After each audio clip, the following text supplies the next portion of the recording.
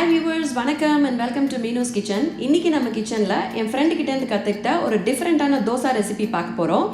இந்த watermelon ரைண்ட்ல citrulline அப்படிங்கிற ஒரு அமினோ ஆசிட் இருக்கு. அது நம்மளோட பிரெயின் ஃபங்க்ஷனுக்கு, ஹார்ட் அண்ட் இம்யூனிட்டிக்கு ரொம்ப நல்லது. ஸோ இதை வச்சு நம்ம தோசை அண்ட் சட்னி எப்படி பண்ணுறது அப்படிங்கிறத இப்போ பார்க்க போகிறோம். தோசைக்கு தேவையான பொருட்கள்: 8 மணி நேரம் ஊறின 2 கப் பச்சரிசி, 1 டீஸ்பூன் வெந்தயம், தோலை சீவிட்டு குட்டி குட்டியாக நறுக்கி வச்சிருக்கிற watermelon Rind 2 cup, 1 table spoon தேங்காய், கொஞ்சம் இஞ்சி, தேவைக்கேற்ற பச்சை மிளகா.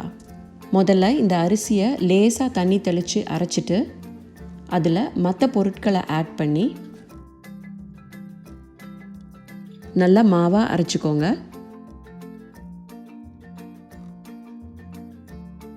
அதில் கடுகு சீரகம் தாளிச்சிட்டு நறுக்கி வச்சிருக்கிற வெங்காயம், கொத்தமல்லி, கருவேப்பிலை, கொஞ்சம் தண்ணி ஆட் பண்ணி நல்லா நீர்க்க கரைச்சி மாவை ரெடி பண்ணிடுங்க. அடுத்ததாக சட்னிக்கு ஒரு பேனில் கொஞ்சம் எண்ணெய் வச்சு அதில் தேவைக்கு ஏற்ற காஞ்ச மிளகா, 1.5 டேபிள் ஸ்பூன் கடலைப்பருப்பு, 3 டேபிள் ஸ்பூன் உளுத்தம்பருப்பு, தேவைக்கேற்ற புளி, இது எல்லாத்தையும் செவக்க வறுத்துட்டு அதே எண்ணெயில் நறுக்கி வச்சிருக்கிற வாட்டர்மெலன் ரைண்ட் 1 கப், கொஞ்சம் பெருங்காயம், உப்பு ஆட் பண்ணி மூடி போட்டு வதக்கிடுங்க.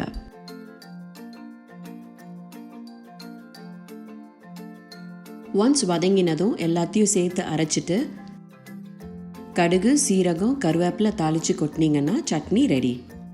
கல் சூடானதும் கரைச்ச மாவு ஸ்டைலில் தோசை பண்ணி எடுத்துக்கோங்க.